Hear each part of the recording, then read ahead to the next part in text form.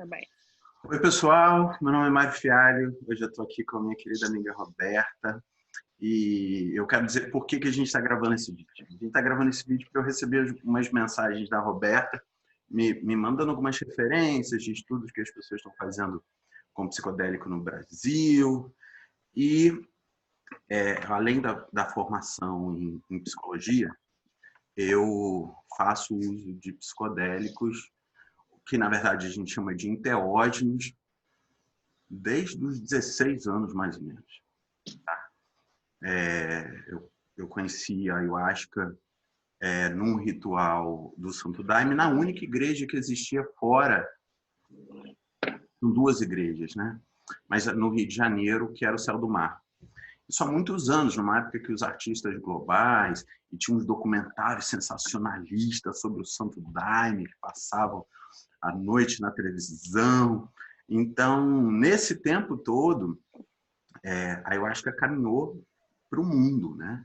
Hoje a gente tem trabalhos apresentados mundialmente em encontros da Unesco, em congressos da Unesco, um pouco trazendo essa questão dos enteógenos para essa condição de patrimônio da humanidade. Só que ela está nessa questão, né, que é a Unesco, que é um pouco o patrimônio cultural. E esse é um dos aspectos mais importantes com relação aos usos das plantas de poder e das medicinas da floresta. Elas demandam,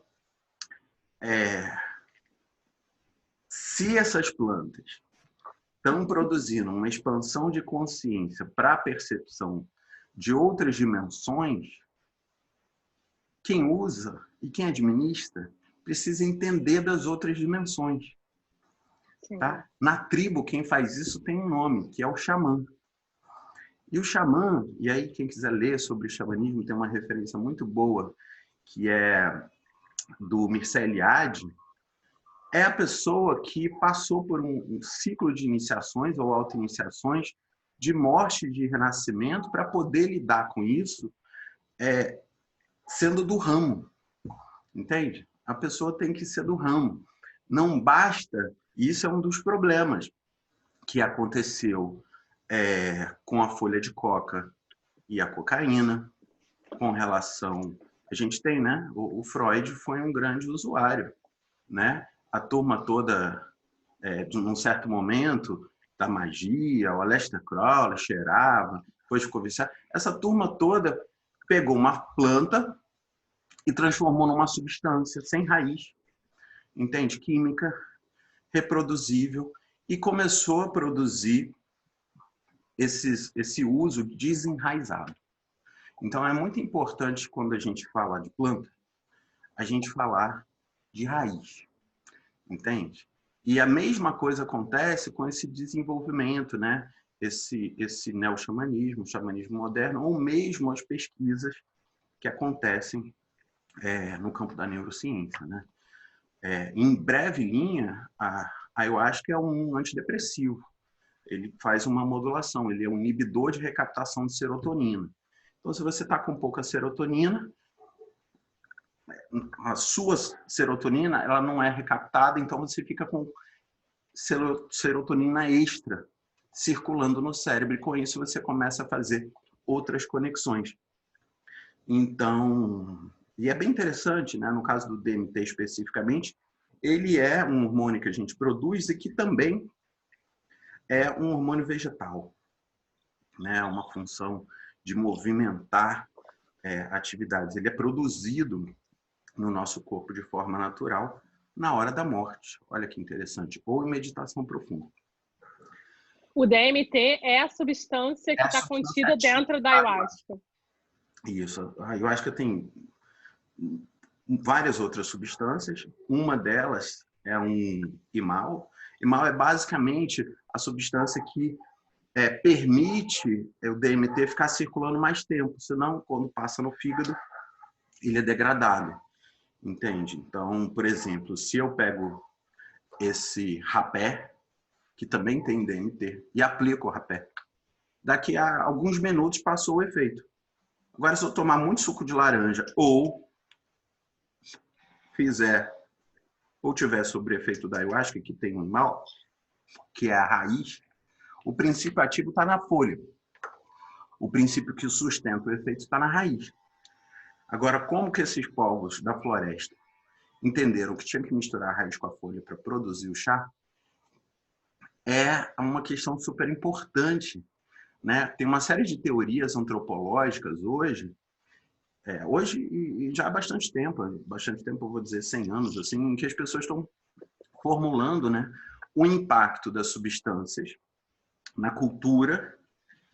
Por exemplo, a gente tem o impacto do vinho na Grécia e na Roma, da beladona, da atropina, né, nos usos dos templos antigos da Grécia. Então, a substância... Cerveja, né? Cerveja nos mosteiros. Isso. Então, esse processo todo, ele sempre teve... os mecanismos de expansão da consciência, inclusive, são uma das hipóteses de por que o Homo sapiens deu esse salto de desenvolvimento. Entende? Senão, meio que turbinando, né? Fazendo esse biohacking, né? Que é um termo moderno, assim, para o uso e da microdosagem. Hoje está na moda. Você vai na Califórnia, está todo mundo microdosando LSD para ficar mais criativo, cogumelo. Eu acho que todas essas coisas são interessantes. A minha preocupação vem de um lugar que isso é só um fenômeno no seu cérebro ou isso é um fenômeno multidimensional? Porque se for um fenômeno multidimensional, vai depender muito de com quem você faz isso. Entende? A pessoa que vai sustentar o campo para o trabalho, e aí o dirigente a gente chama de trabalho, né? O processo... O trabalho tem esse sentido antigo na tradição, né? É o grande trabalho, né? É o trabalho de conhecer a si mesmo. É a sua obra-prima, pessoal. Esse trabalho de autoconhecimento, quem vai sustentar? Já recebeu as iniciações? Vai te segurar na beira do abismo? Entende? Então, a gente poderia dizer que é egrégora que está por trás de cada substância? É um termo, exato. Não só de cada substância, mas de cada linhagem que está envolvida, inclusive, com o preparo da substância, com a colheita da substância, a produção da substância, a distribuição da substância, e, em última análise, que vão sustentar o campo. Entende? Então, por exemplo, só uma reflexão rápida, né? Se as pessoas pudessem ter acesso às plantas, no caso da cannabis, por exemplo. E aqui eu vou fazer uma defesa, que é uma defesa, assim, biológica fundamental. Eu acho que todo ser vivente no planeta Terra tem direito a todos os frutos da terra. Na sua forma vegetal, entende? Você tem direito a plantar qualquer coisa na sua casa. Ou onde você quiser. Entende? E fazer o uso disso. Porque uma outra questão que está ligada a isso é um direito, olha, pensa sobre isso. A gente fala de livre-arbítrio, de liberdade disso, liberdade daquilo, mas é a liberdade de explorar a sua própria consciência. Entende? Sim. Esse é tipo de direito fundamental. É o campo que algumas pessoas têm discutido e querem levar essa discussão para esse campo, né? Porque, desde que você não esteja fazendo mal para outra pessoa, que você não dirija, você tem o direito de utilizar a sua própria consciência para o que você achar que é importante. Então, eu estudei um pouquinho de farmácia, né? Então, a ideia de fármaco do grego, ou a ideia estão associados às plantas, né? É a ideia de que a pessoa está se autocurando. Uma pessoa que está procurando uma substância está procurando um alívio para o seu sofrimento. Seja o café, seja o tabaco, seja qualquer substância que tenha ação sobre o seu sistema nervoso central e sobre seus moduladores. E não só um dado, desculpa, 70% dos... Eu estava lendo uma pesquisa que 70% dos remédios são feitos de substâncias naturais. Sim. Então, eu achei um dado muito alto. As substâncias naturais em si não são patenteáveis. A molécula que o cara descobriu, o cara patente. Inclusive, da ayahuasca, se eu não me engano, tem uma disputa de patente com a Alemanha. Acho que é a Alemanha mesmo, né? Que estava, então, na indústria patenteando o uso do DMT.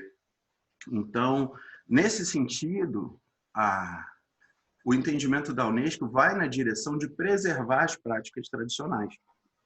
Sim. E as práticas religiosas. Tá caminhando o reconhecimento da ayahuasca equiparado à religião, o uso ritualístico da ayahuasca. O que é super importante, porque a gente, por exemplo, no momento está num país em que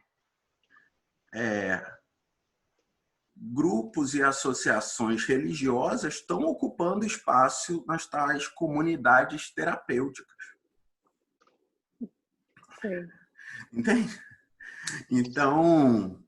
Por que não, né? Por que não, então, montar uma comunidade terapêutica? Não só porque não, porque esse sempre foi o uso, entende? Ele sempre foi um uso medicinal. Tanto é que o nome corrente para a ayahuasca é a medicina da floresta, a medicina indígena.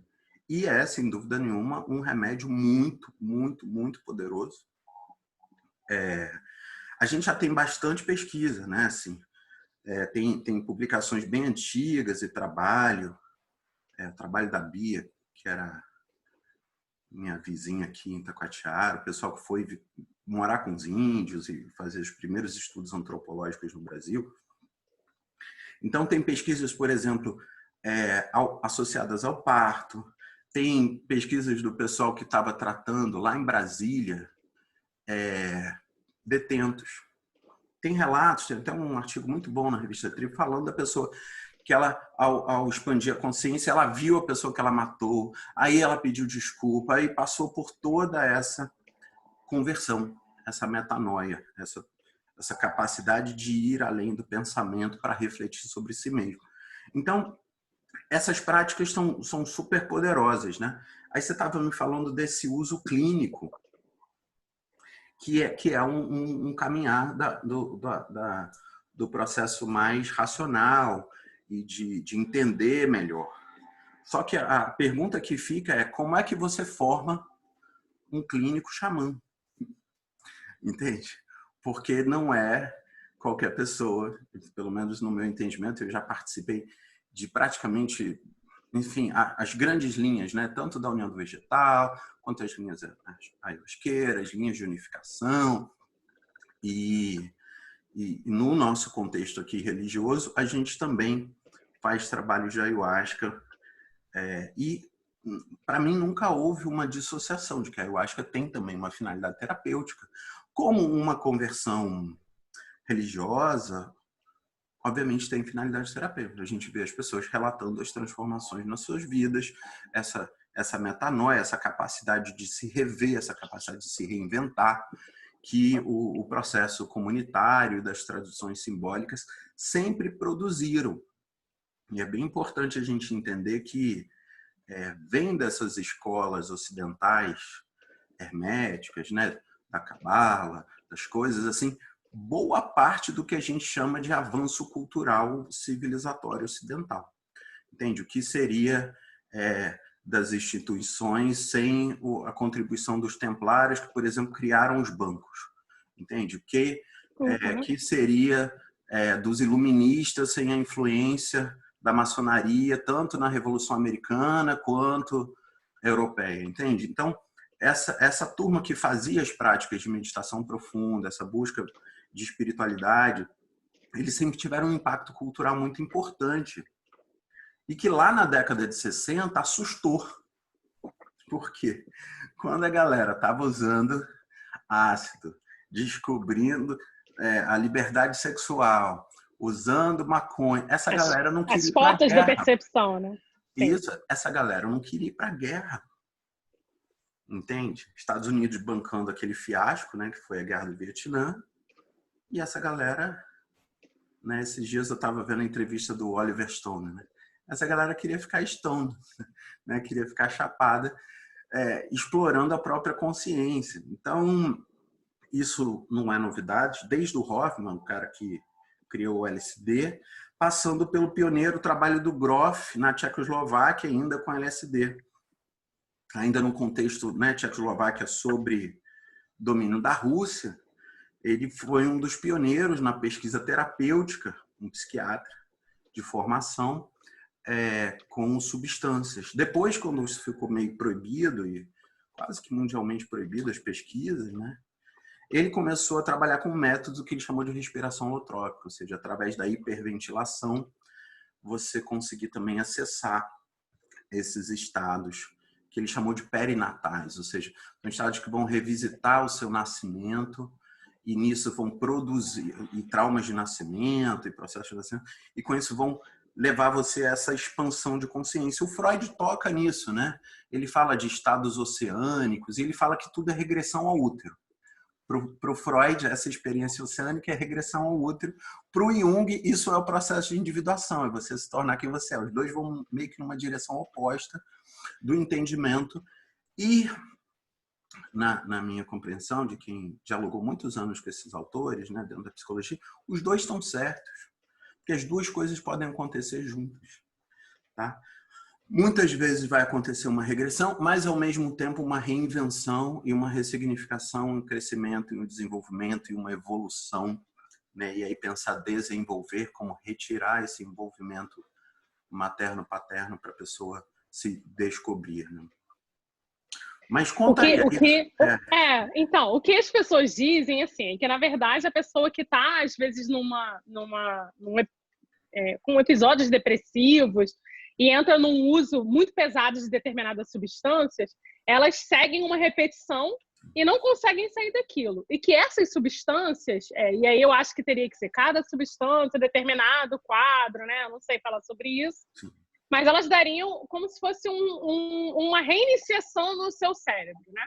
Não só você teria acesso a uma experiência que é espiritual e que a própria sensação de você fazer parte de um todo, isso já traria uma nova significação, quanto você poderia fazer acho que uma modificação, talvez, dos neurotransmissores ou algo ali, que eles também pensavam isso, por exemplo, sei lá, com um eletrochoque, não sei, há muitos anos atrás, né? Uhum. Então, você acha que isso, mesmo que isso aconteça a nível cerebral, né, digamos assim, você acha que isso que acontece, ou que a pessoa experimenta, ela é uma viagem ou isso é uma verdade? Então, sabe? Vamos por partes, assim. O uso da ayahuasca, eu vou falar principalmente do DMT, tem pesquisas em outras áreas, mas isso é minha substância favorita. Então, de eleição, se você for para a igreja, por exemplo, de Sorocaba, de ayahuasca, ela há anos recebe um monte de gente com dependência química que se curam nesse processo. E aí a gente precisa entender um pouco dois fenômenos. Um é, por que a gente tem tanto medo das substâncias que expandem a consciência, enquanto a gente autoriza um monte de substância que fecha a sua consciência. Entende? Um monte de substâncias que, na verdade, resetam no sentido de tirar todos os seus neurotransmissores. Seu centro magnético colapsa e você vira um zumbi e aí tudo bem. Entende? Isso aí a gente autoriza.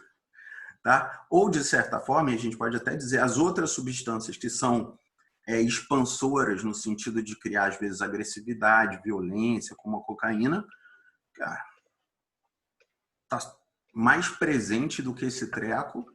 Tá difícil. O álcool, né? O álcool. De grande parte dos crimes e homicídios, no malefício de cigarro, que não tem só tabaco, tem aquele monte de substância para te viciar. E de álcool na cultura e a presença disso, né?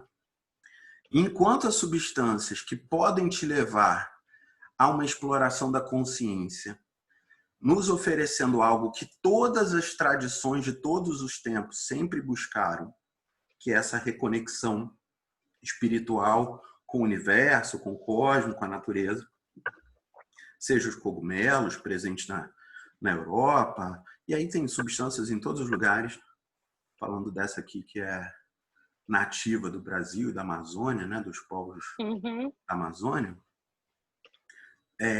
por que que a gente reprime isso?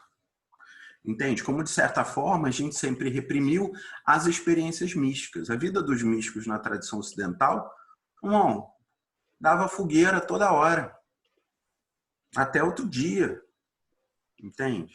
Então, Giordano Bruno, os caras estavam tentando refletir sobre a natureza do universo, então tiveram que estudar essas coisas nessas sociedades secretas que ficaram assim presentes, onde as pessoas podiam. Então, como é que faz isso?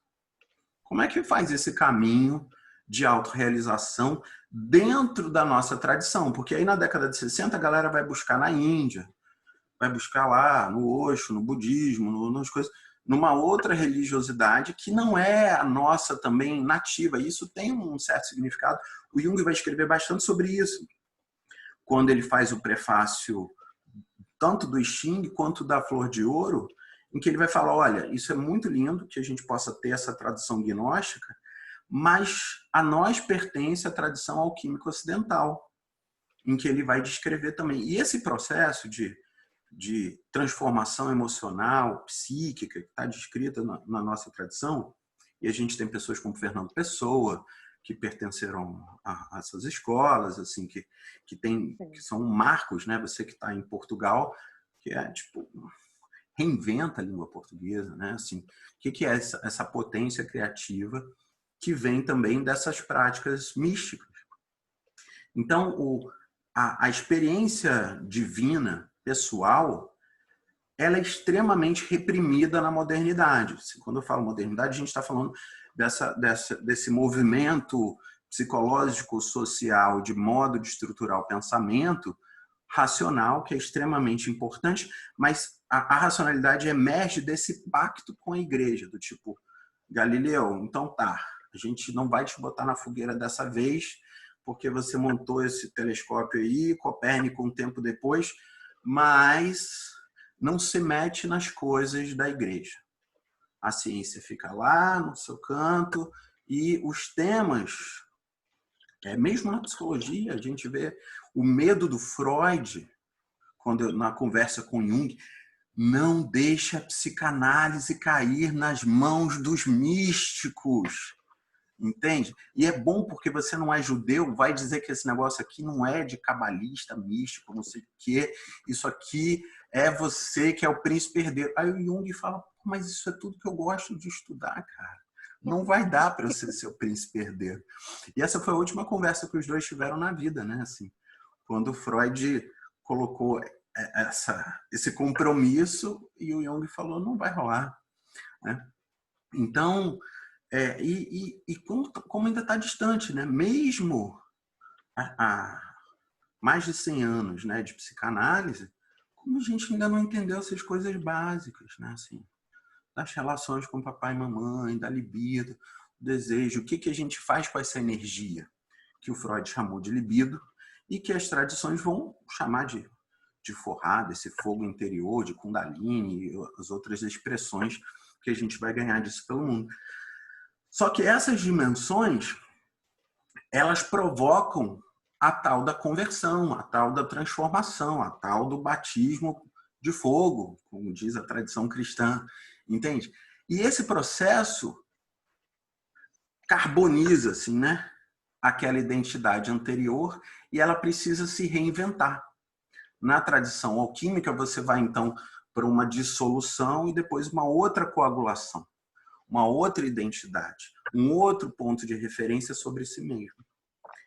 E tudo indica que a nossa cultura, por reprimir, por a gente ter construído a racionalidade em oposição à experiência mística, a gente também reprimiu. Agora que eu tenho visto assim, o físico quântico discutindo isso, o livro que você mostrou aí, qual que é? O livro do Pollan? Como mudar a sua mente. Isso. Então, a nova ciência do psicodelismo. Na verdade, o Michel Pollan é o cara da alimentação. Ele tem aquele documentário, tem uma série de filmes na Netflix, né, sobre o fogo na alimentação. Mas eu acho que esse livro sobre alimentação foi antes, né? Sim. Mas ele tá. Você quer falar da tradição alquímica dele, que é a alimentação. Sim, ele está lá estudando a história da produção de comida, se depara com a questão da alquimia e entra em contato com os enteógenos. E aí, como ele é um cara que tinha nome, né? Um dia ele vai e fala, olha só, eu descobri um negócio aqui. Ninguém está falando sobre isso.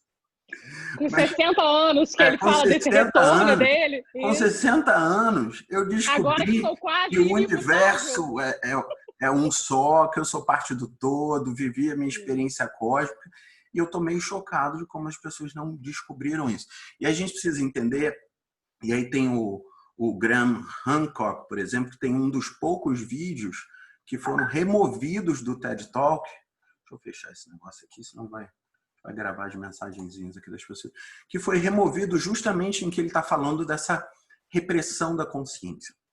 Então tem um tema muito importante por trás de por que a gente não acha natural, como já em tantos países, você poder plantar a sua plantinha em casa e fumar. Eu, pessoalmente, não sou usuário de cannabis, para mim não funciona, mas tem um direito natural, imanente de seres, entes do planeta Terra, de terem acesso às unidades de informação de Gaia, que estão nas plantas, estão nos minerais, estão na Terra. E isso que é o grande patrimônio das culturas nativas de todos os povos. E é muito importante que a gente entenda esse lugar. Também não é para fetichizar, né? Porque aí vai o cara que é descendente de índio, bota um chapéuzinho e fala, sou xamã. Entende? Aí você fala, não, agora eu tô fazendo aqui com um índio legítimo. Quando, na verdade, o cara é só um cara lá que, tipo, pô, os caras estão querendo tomar esse negócio aqui comigo, eu vou tomar, vou cantar umas musiquinhas, mas não necessariamente. Então, esse discernimento sutil, ele é muito importante. E para isso a gente precisa desenvolver uma outra cognição, que é uma cognição energética, assim, sabe? Para saber para poder ler o campo e saber se essas pessoas que estão dizendo quem são, e num momento em que a gente está vivendo essa hiper fetichização e mercantilização de tudo, a gente precisa estar atento com essa sede, né, de transformar uma planta de poder num remedinho. Você sabe que quando eu fui estudar farmácia, essa era uma das coisas que eu queria fazer. Eu falei que não, vamos fazer aqui, a gente dosa o treco. Mas você não acha? Então, mas eu queria até falar no seu livro, quando você fala lá da sétima, oitava, da sociedade ocre, né? Onde a informação ela é disseminada. E você não tem mais. Tudo aquilo que ficava guardado nas sociedades secretas, de certa forma, abriu para o mundo. Você entra e faz dar um torrent de todo o conteúdo das escolas, de todas as escolas. E que, na verdade, gente, elas não são secretas porque tem algo secreto. Elas são secretas porque se você tivesse qualquer narrativa que tentasse transcender essa ideia de bem e mal, entende? O movimento do nível anterior, né, assim, dessa projeção psicológica da etapa de desenvolvimento, de formação do superego, em que para você identificar quem você é, você precisa projetar todo o mal do lado de fora. Então, essa galera acabou sendo muito perseguida, né? A gente vê isso no exemplo do Reich. O Reich, cara, não estava fazendo nada demais, estava falando, respira aí e sente o tesão que dá, cara, a vontade de viver que dá se você respirar e soltar a sua couraça emocional. Estava num processo terapêutico, tem livros, né, densos, tem um modelo terapêutico, e o cara acabou meio preso, entende? De certa forma, o Osho também não entendeu direito, assim, né? E claro que essa galera meio pioneira, a galera meio sobe a cabeça, né? Porque como eles estão andando na frente do treco, eles acham que eles estão produzindo o fenômeno. Mas aquilo foi um fenômeno que aconteceu em todo o mundo, né? Na Europa, os movimentos culturais, né? Tipo, é proibido proibir. A ideia do relativismo cultural, do multiculturalismo, da emancipação das mulheres, do movimento negro, os direitos humanos, isso foi uma onda que correu o mundo inteiro. Mas no campo da espiritualidade, principalmente ali na Califórnia, nos Estados Unidos, teve aquele monte de guru tibetano que baixou ali, um pouco ressignificando essa parentalização que as pessoas tinham e essa repressão sexual que o Freud vai falar, que está lá na fundação da nossa neurose, né? Na fundação. Por que você não faz o que quer? O Sartre está questionando isso no campo da filosofia. Ele vai falar, cara, liberdade, foda, vai bancar sua liberdade. Entende? O Aleister Crowley está falando de outro jeito, faz o que tu queres, pois é tudo da lei. Mas os caras estão lá, o Crowley anos antes, cara, o cara estava lá atrás, entende? Tentando quebrar o maior número de tabus possível para ver o que acontecia. Não dá nem para saber se foi bom, se foi ruim, né? Mas o cara foi um certo pioneiro nesse treco, sabe? Entende? Hoje ainda somos herdeiros do Crowley. Uma influência cultural tremenda. Entende? Sim. Essa galera toda depois, seja na música, seja na filosofia, seja, entende? Na produção artística, o impacto as escolas teosóficas, né? Teosofia, Blavatsky. A escola teosófica é um pouquinho antes, né? Então, que tem contemporâneo do Crowley, tem o trabalho do Rudolf Steiner. Se hoje a gente fala de alimentação orgânica, compra produto da Veleda, discute pedagogia Waldorf, é por conta do Rudolf Steiner, que é um cara lá contemporâneo, inclusive conheceu o Crowley. Então, assim, a gente tem muita bagagem ainda reprimida na cultura para a gente, por exemplo, poder ler esses autores todos, entender esse treco todo, juntar com a psicologia para fazer uma integração nessa perspectiva do Lightworks, né? Nessa cultura de informação, já que a informação não está mais secreta, cara, então vamos debruçar, né? Redebruçar sobre esses autores, pensar isso. Eu acho que é fundamental, mas esse não é um pacotinho que vem numa pílula, entende? Não é do tipo, então tá, tem um novo remédio. O novo remédio é uma substância ativa. Então, tem muita gente, por exemplo, que está isolando o DMT usando DMT. Não é a mesma coisa, entende? Porque o grande barato das escolas, essas escolas, não é tanto o conteúdo escrito. Isso aí até, cara, é meio quase brincadeira de criança, né? Mas, assim, brincadeira de criança porque é cartinha de tarô, essas coisas, figurinha, assim, sabe? Mas a egrégora que quando você saía do corpo, te acolhia para te levar nas iniciações, estava ligada a uma linhagem que vai lá no Egito, que vai lá na Suméria, que vai lá atrás. Entende? E esse é o verdadeiro tesouro do negócio. E a mesma coisa com relação à ayahuasca. Sim. Entende? O treco não é você expandir a consciência e ir para os mundos multidimensionais. É o que você vai fazer lá e na companhia de quem? Entende? E isso é muito importante. E a gente estuda pouco. Embora no Brasil a gente tem uma riqueza muito grande de práticas espirituais, sincréticas, que vem do animismo africano, que se converte aqui na Umbanda, nas tradições. Então a gente tem um animismo muito forte, mas que dá também um monte de superstição maluca, né? Tem todo tipo de... Então, nós como psicólogos, assim, a gente precisa pensar isso, né, em todas essas escalas, né? Quando Freud está descrevendo lá o terror da cultura vitoriana, né, que é onde o Crowley também nasce, assim, quando ele está descrevendo esse treco, ele está falando, cara, isso é um estado de sofrimento, as pessoas estão todas pipocando de sintomas, e quando vai ver, é por conta da repressão da sexualidade, que ainda é o tema, por exemplo, da política hoje, né? No Brasil e no mundo. Não, estou preocupado com o que a outra pessoa vai fazer entre quatro paredes. Isso me incomoda, não pode. Estava vendo uma estatística que 30% dos eleitores achavam que o Haddad defendia a pedofilia. E outros quase 30% acharam que é verdade o negócio da mamadeira de piroca. Entende? Cara, isso é tipo... Esses sintomas, eles são muito mais graves e anteriores. A gente precisa ter uma cultura saudável, que é o que sempre aconteceu, né? é sempre no momento de ouro da cultura em que a liberdade sexual acontece, entende? Seja patrocinado por substâncias ou não, seja na Índia, quando o Kama Sutra foi escrito, seja no momento da década de 60, né, em que a gente tinha toda aquela efusão de recursos indo para os Estados Unidos, os chamados boomers, né? Aquela geração inteira que tinha tudo, aí o cara entrava para a faculdade. O exemplo aí do nosso amigo da Apple, né? O Steve Jobs.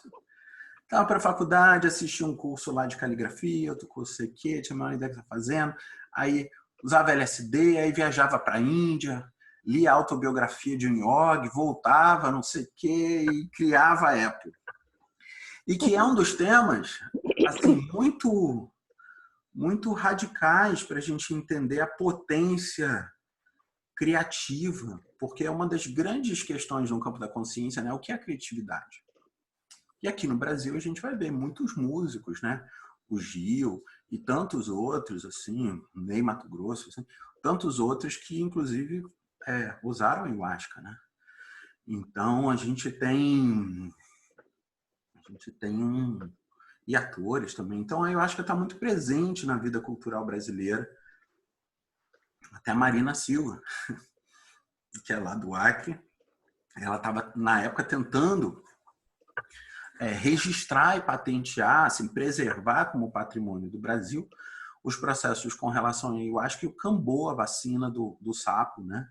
Que são remédios super poderosos e que a gente não tem ideia, né, da riqueza da floresta. A gente ainda está numa cultura que quer desflorestar, né? Quer botar gado. Então, todos esses são sintomas para a gente entender a potência que uma iniciação como essa produz na cultura. Você viu os dados de a quantidade de exportação de ayahuasca que tem aumentado a cada ano para outros países? Sim. Né? Há muitos anos que é um grande business. Entende? Uhum. Eu sei porque eu uso ayahuasca, o preço da ayahuasca está cada vez mais caro. Na Holanda, né, é um dos países mais avançados, né, tem muitas igrejas, e nos Estados Unidos também. E eu acho importante que a gente mantenha e preserve a floresta, por isso, porque o cipó, que é fundamental, só cresce na floresta, entende? Ele precisa daquela quantidade de umidade que tem na floresta. Então, a folha não, a folha você planta em qualquer lugar. Mas o cipó precisa da umidade da floresta. E a gente precisa preservar. Tem esse entendimento, né, de preservar e fazer esse cultivo, e legalizar, e preservar, porque tem um trabalho da Bia Labé, por exemplo, que faz uma crítica importante, que é o modo de produção escravo que acontece em algumas fazendas de ayahuasca. Entende? Porque está todo mundo dentro da religião, então, entende? Então, tem passos assim muito importantes para levar para a modernidade toda essa cadeia produtiva da ayahuasca no Brasil e no mundo. Agora, de outro lado, tem a produção sintética do DMT, né? Então, que eu acho que é muito diferente, entende? Assim, uma substância sintética, ela não tem raiz nessa dimensão espiritual.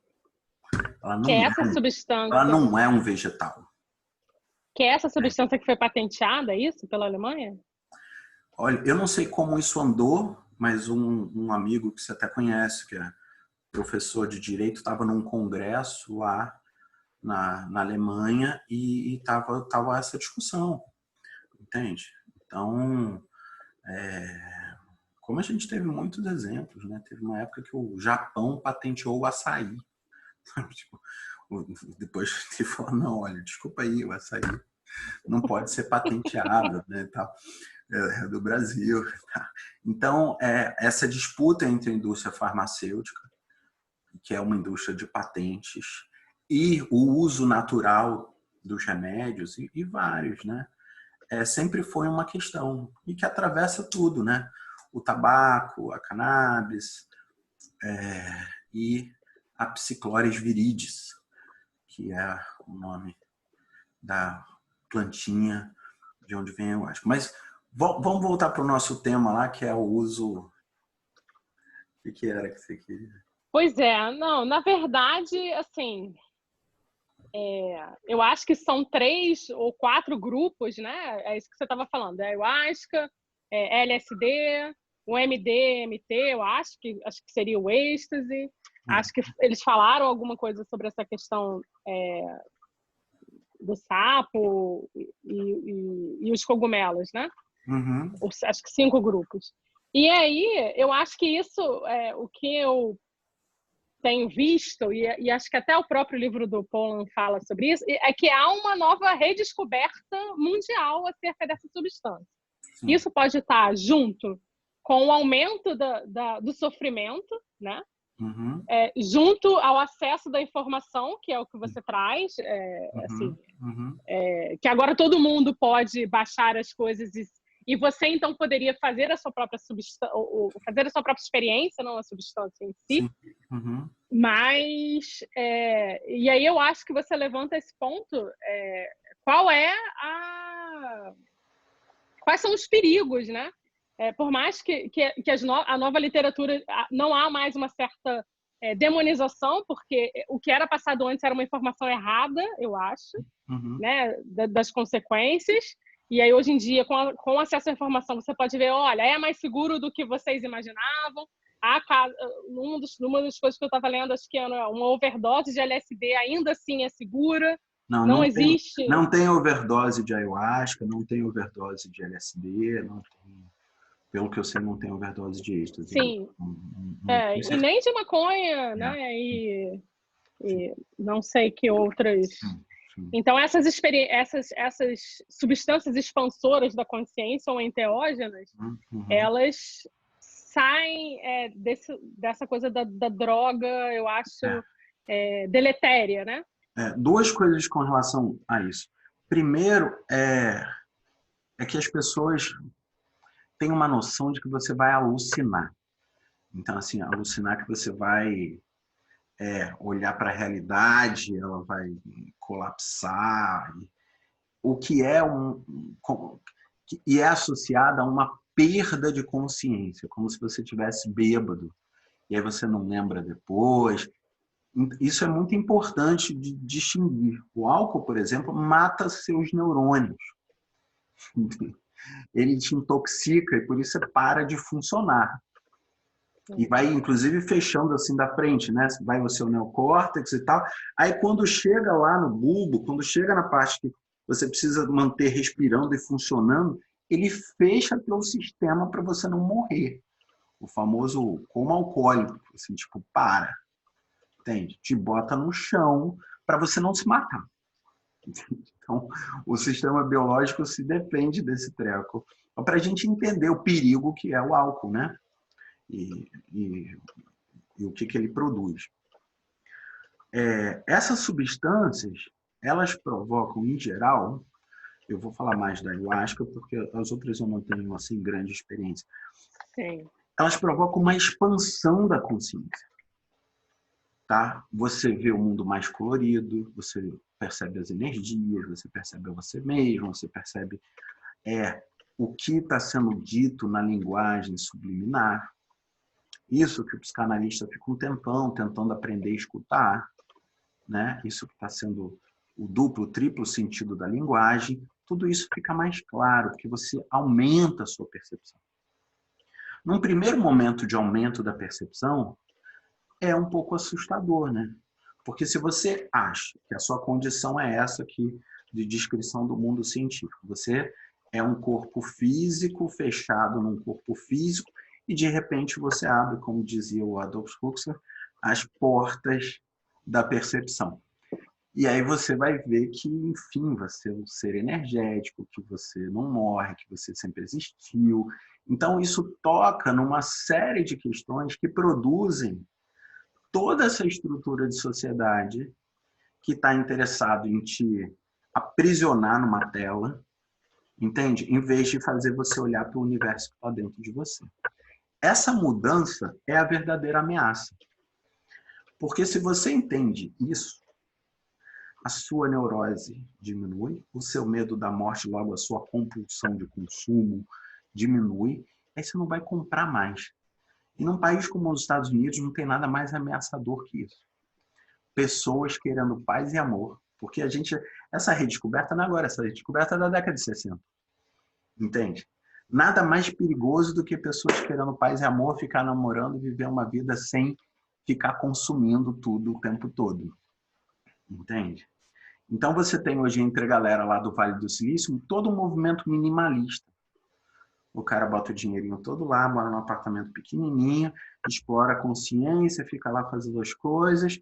O que ele quer é ter dinheiro para não precisar mais trabalhar, aposentando cedo. Entende? Então, esse movimento de pós-modernidade, ele traz uma ameaça, mas que, na verdade, é a solução para esse modo de vida moderno, que a gente tem essa neurose de desenvolvimento e acha que a economia vai crescer para sempre num planeta finito. Então, aí você acha que a pandemia, o Covid, qual é a consequência disso para esse pensamento? Então, acho que o Covid tem muitos impactos. Um desses é nessa percepção ambiental, né? Percebendo os animais voltando, as plantas voltando, a poluição diminuindo, tudo isso que aquele movimento todo que você não precisa consumir tudo. Que não precisa estar consumindo tudo o tempo todo, que você pode... Cara, nos Estados Unidos a economia caiu, a dados de ontem, 37%, pá, no trimestre anterior. Entende? Por que isso? Você está ali preocupado com a pandemia. Você precisa de quê, cara? Estar com a sua família, ser feliz, curtir o momento e economizar. E pesquisas dizem que o uso de drogas aumentou na pandemia. O uso de álcool, o uso de drogas. Álcool e drogas. Muitas.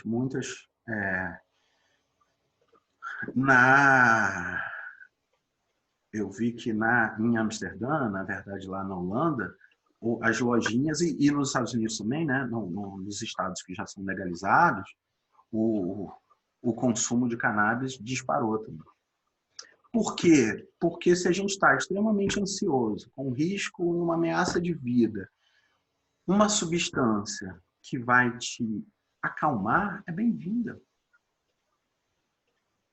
Mas as substâncias que são legalizadas são só que te, como diria na medicina chinesa, eleva seu yang, né? Você ficar cheio de energia, querendo consumir mais, querendo fazer mais, se achando o único poderoso do universo, quando na verdade essa substância se lembra que você é um com todas as coisas, que a sua felicidade só depende de você, desse bem-estar orgânico interno que você alcança, que o paraíso é dentro de você. Entende? Como diria Jesus Cristo, está no seu coração o reino dos céus. Então, essa descoberta, ela é uma descoberta que ameaça esse modo de existir. Inédita há 2.000 anos. Sim, porque, na verdade, assim, isso chama falácia pré-trans, né? É um termo, eu esqueci, mas que o Ken Wilber, que é um filósofo que eu gosto muito, fala assim, quando o movimento de pós-modernidade redescobre a espiritualidade, indo para a Índia, vai lá os Beatles visitar a Índia, vai lá os Beatles botar a Lester Crowley na capa do disco, vai lá os Beatles usar substâncias e meditar e cantar Hare Krishna. Quando eles vão fazer esse movimento todo... Você está ouvindo esse barulho aqui? Eu acho que... Não. Não, então tá. Quando eles vão fazer toda essa transição, eles vão buscar lá atrás nessas culturas tradicionais. Entende? E vão dar esse colorido, esse novo ânimo. Entende? Só que a gente não vai, esse é um outro equívoco que pode acontecer, a gente não vai voltar a ser índio, gente. A gente não vai voltar a viver na Índia medieval, com os gurus te ajudando a realizar. A gente não vai fazer isso. Então, o grande desafio é o desafio da integração, que tem a ver com a dose, né? Tem a ver com O quanto dessa substância eu posso usar que potencializa a minha percepção, que desperta uma vivência autêntica, mística e espiritual. Por quê? Porque os espaços ocupados pelas mitologias tradicionais das religiões também colapsaram com a modernidade. Então a gente tem, de um lado, assim, é uma escadinha, né? Embaixo você tem a religião ainda disputando com a ciência a narrativa sobre a realidade. A gente vê as maluquices, vide cloroquina, né? Tipo, Sim. absolutamente irracional. Fazendo pressão por cima. Do outro, a pós-modernidade também questionando os fundamentos da ciência e desse modo de produção que vem com a Revolução Industrial, racional e tal. O passo seguinte que a gente tem que dar, e que é um passo que eu descrevo no meu livro, é a gente entender que toda essa galera está certa e é fundamental. Entende? Não é porque você deu um passo além que você abre mão do que você aprendeu no jardim de infância, do que você aprendeu com a sua família, do que você aprendeu nas normas civilizatórias, nas leis que a gente convencionou para viver em paz, ou do que você aprendeu a questionar e aí ganhar uma visão mais relativista da espiritualidade, da religiosidade e tal. Mas entender que lá nesse fundamento animista, energético, vivo, animado, né, ânima, essa ideia da alma do mundo, né, que está tudo fazendo um grande sentido, que as culturas tradicionais ayahuasqueiras, mesmo nos cultos elíseos, ou mesmo na Europa, com o uso dos cogumelos, nos ensina, e pelo mundo afora, é que nós somos, de fato, seres interconectados, seres quânticos, né? Usando essa metáfora da ciência, de que o nosso pensamento, o nosso sentimento está afetando. Existe uma noosfera, existe uma unidade dos nossos pensamentos. E aí a gente ganha um novo horizonte sobre onde acontece a verdadeira batalha agora, que é o motivo de estar gravando esse videozinho. Acho que essas ideias podem servir para outras pessoas, então vamos jogar aí para o espaço da Tem um noosfera. documentário na Netflix também falando sobre isso, eu esqueci o nome. Eu posso ver, mas que também está contando sobre isso e fala sobre essa questão das experiências. Vou só pegar aqui, porque quem quiser mais saber sobre o tema, né? Além disso que a gente já falou. Né? Tem o Rio, que é um documentário sobre curas psicossomáticas. Então, assim, no campo da medicina, a gente tem uma questão, porque a formação do médico, exceto, por exemplo, na vida do Jung, de outras pessoas, o cara não tem uma formação sobre meditação, sobre mundos interiores, sobre para onde que ele vai. Porque uma das metáforas que o pessoal chama é de psiconauta. Eu vou fazer uma pausa aqui rapidinho. Eu não vou poder fazer uma pausa. Faz uma pergunta boa aí para mim. Ai, meu Deus. Então, a ideia de psiconauta é o seguinte: como é que você vai navegar pelo seu mundo interior se você não tem um mapa do mundo interior? É uma ótima pergunta. E aí, o mapa do mundo interior não é o mapa do cérebro. Sim. Entende? O mapa da alma, da psique, entende? E aí a gente tem o modelo que o Freud descreveu, tem um modelo que, por exemplo, o Teilhard Chardin descreveu, que é um místico alemão, tem um modelo do Graf Durkheim, que é muito bonito, inclusive, que propôs uma terapia iniciática. Ele começou a ver essa relação entre os processos de iniciação e o de transformação da psique, né? Dos rituais. Mas iniciação hermética, é isso? Não, ele tinha um centro terapêutico em Saint-Baume, onde quem estudou com ele foi o Jean-Yves Leloup, que é um autor que tangencia a psicologia transpessoal dentro da tradição cristã. Tem muitos livros publicados, foi um dos meus professores. Então, as pessoas já têm buscado, né, por exemplo, eu acho que no campo dos cuidados paliativos, por exemplo, que é para a pessoa que está diante de um diagnóstico, que não tem mais opção, entende? E está apavorada de medo diante da morte, porque não viu nenhuma realidade além dessa, essas terapias, gente, são fundamentais. Sim. Entende? É um pouco aquele livro tibetano dos mortos, O né? livro Também. tibetano do Viver e do Morrer, ele descreve todo o caminho do lado de lá.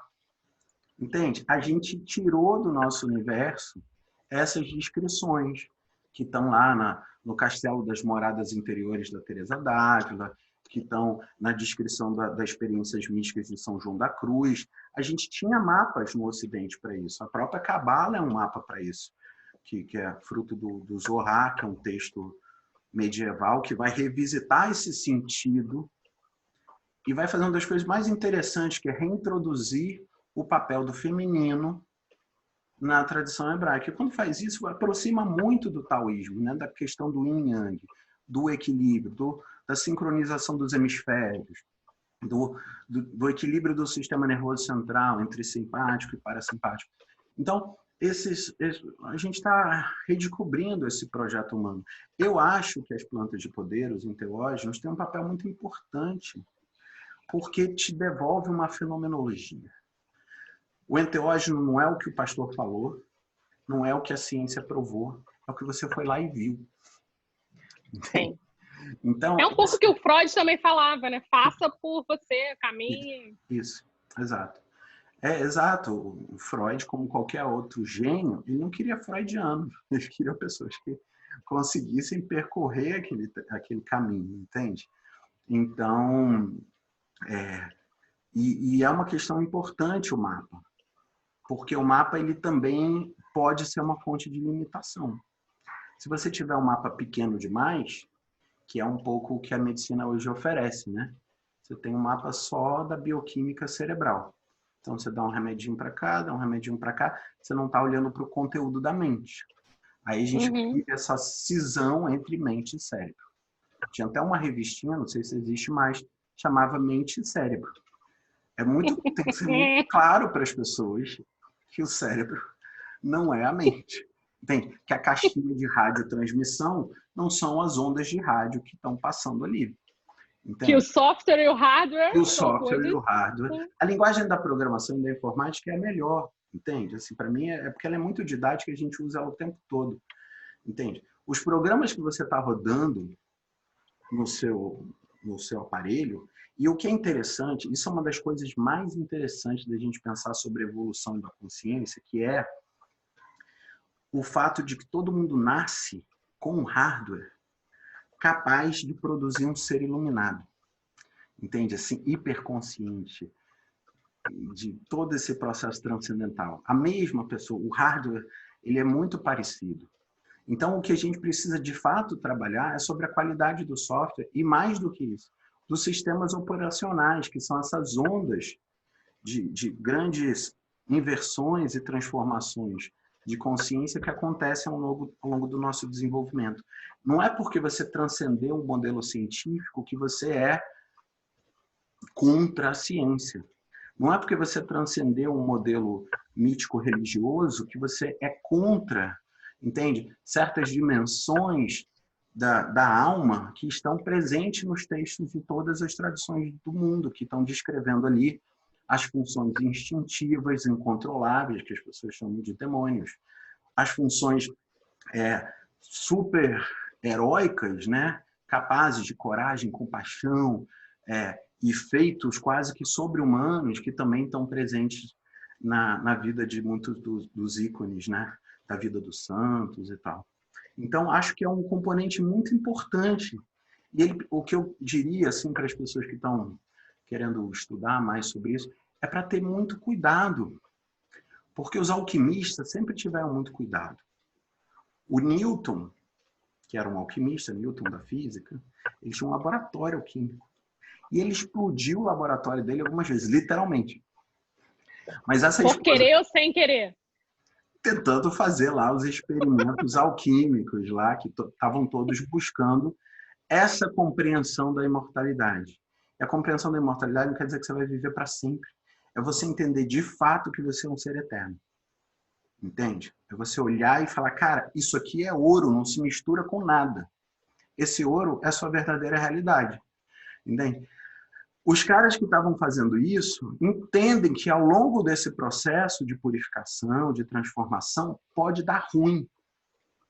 E isso também pode acontecer num trabalho de ayahuasca. E é por isso que os yogis tinham toda a preparação para você cuidar do corpo, não sei o quê, antes de mover as energias pelo seu corpo.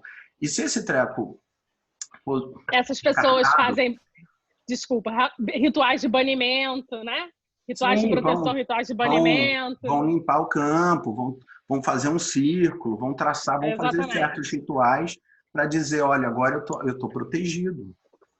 Então, o terapeuta dizer, vamos criar um ambiente de acolhimento, em que a pessoa vai se sentir segura o suficiente para se desarmar, para abrir as suas couraças, tá? Ou para passar esse limiar da resistência da consciência. Né? E aí tomar com uma grande ressalva sobre os temas de hipnose, porque é a mesma coisa. É muito difícil você estar absolutamente consciente de todos os níveis de comunicação que você está fazendo para abrir a mente de uma pessoa e colocar lá qualquer coisa. Tá? E aí a gente precisa estender o conceito de hipnose para muito do que acontece nas igrejas evangélicas. Né? Todo aqueles processos conduzem a mente a um transe, conduzem a mente a um estado de abertura em que entra qualquer sugestão. Aí a pessoa fica fazendo igual você está fazendo assim.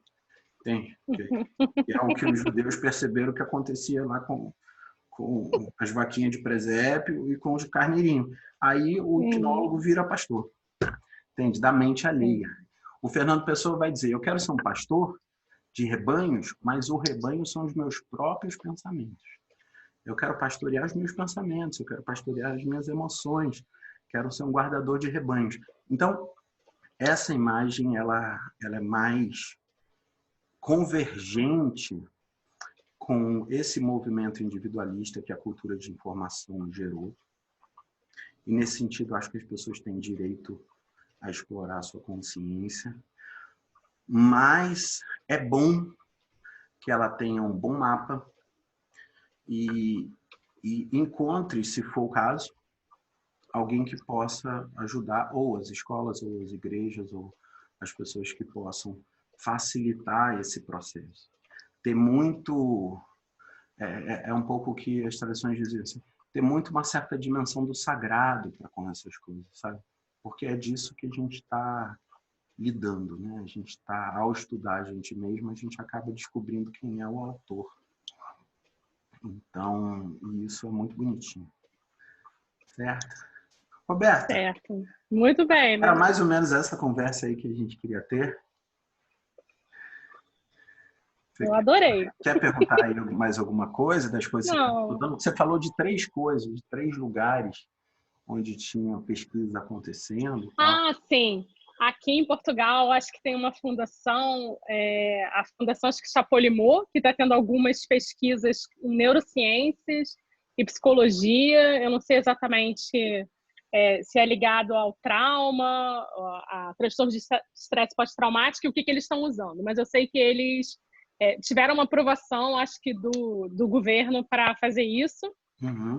Aqui em Portugal, eles me falaram que o Brasil é um grande lugar onde isso tem começado a surgir, né? Mais pesquisas e associações. Então, quando eu fui perguntar, eles falaram, olha, vá para o Brasil existe isso. E os Estados Unidos, eu acho que estão bem por conta, depois dessa... Né?